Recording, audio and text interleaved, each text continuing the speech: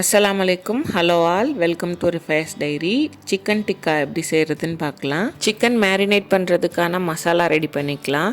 ஒரு பவுலில் 2 table spoon தயிர், 1/4 டீஸ்பூன் மஞ்சள் தூள், 1/2 டீஸ்பூன் ஜீரகத்தூள், 1/2 teaspoon garam masala, 1/2 tablespoon மிளகாய் தூள், 1/2 டேபிள் ஸ்பூன் மல்லித்தூள், 1/4 டீஸ்பூன் மிளகுத்தூள், ginger garlic paste 1 teaspoon. Chicken breast இல்லைனா போன்லெஸ் சிக்கன் இந்த மாதிரி க்யூபாக கட் பண்ணி எடுத்துக்கணும்.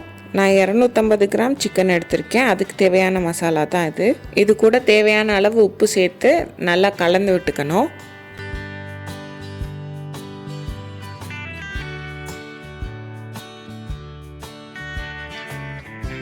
இது கூட 1/2 டீஸ்பூன் லெமன் ஜூஸ் சேர்த்து நல்லா மிக்ஸ் பண்ணிக்கணும். கொஞ்சம் குடமிளகாயும் வெங்காயமும் இந்த ஷேப்பில் கட் பண்ணி வச்சுருக்கேன். அதையும் சிக்கனோடு சேர்த்து நல்லா மிக்ஸ் பண்ணிவிட்டு குறைஞ்சது ஒரு 1/2 மணி நேரமாவது நல்லா ஊற விடணும். ஓவர் நைட் மேரினேட் பண்ண விட்டிங்கன்னா மசாலாலாம் நல்லா சிக்கனில் இறங்கி இன்னமும் டேஸ்ட்டாக இருக்கும்.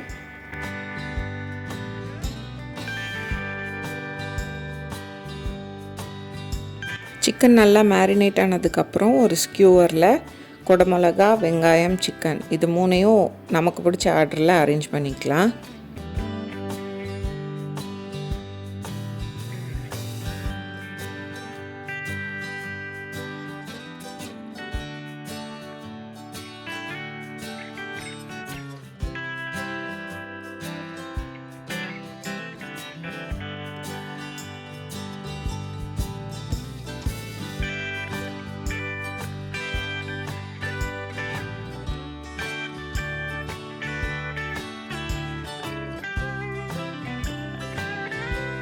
எல்லாத்தையும் இந்த மாதிரி அரேஞ்ச் பண்ணதுக்கப்புறம் ஒரு கடாயில் 1 டேபிள் ஸ்பூன் எண்ணெய் சேர்த்து எண்ணெய் நல்லா சூடாகவும் ஒவ்வொரு ஸ்கியூவராக அதில் வச்சு திருப்பி திருப்பி போட்டுகிட்டே இருக்கணும்.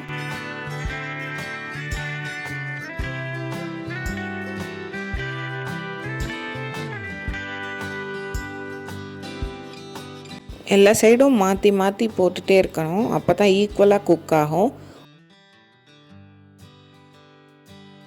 கொஞ்சமாக ப்ரஷ்ஷில் எண்ணெய் எடுத்து அதை ஸ்ப்ரெட் பண்ணி விட்டுக்கணும்.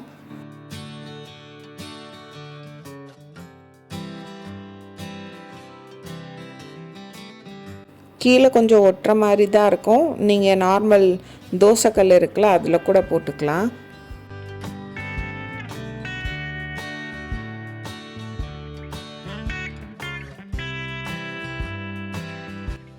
சிக்கன் குக் ஆகிறதுக்கு 1/4 மணி நேரத்துலேருந்து 20 நிமிஷம் வரை ஆகும்.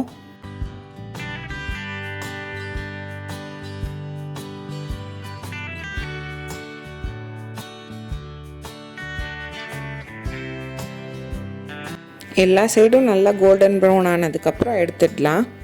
ரெசிபி உங்களுக்கு பிடிச்சிருந்ததுன்னா ட்ரை பண்ணிவிட்டு எப்படி இருந்ததுன்னு கமெண்ட்ஸில் சொல்லுங்கள். இந்த வீடியோ உங்களுக்கு பிடிச்சிருந்ததுன்னா ரிஃபயர்ஸ் டைரிக்கு லைக் பண்ணுங்கள், சப்ஸ்கிரைப் பண்ணுங்கள், ஷேர் பண்ணுங்கள். சப்ஸ்கிரைப் பண்ணிவிட்டு பக்கத்தில் இருக்க பெல் ஐக்கானை கிளிக் பண்ணுங்கள். அதில் ஆளுங்கிற ஆப்ஷனை செலக்ட் பண்ணிக்கோங்க. அப்போ தான் வீடியோ அப்லோட் பண்ணால் நோட்டிஃபிகேஷன் காட்டும்.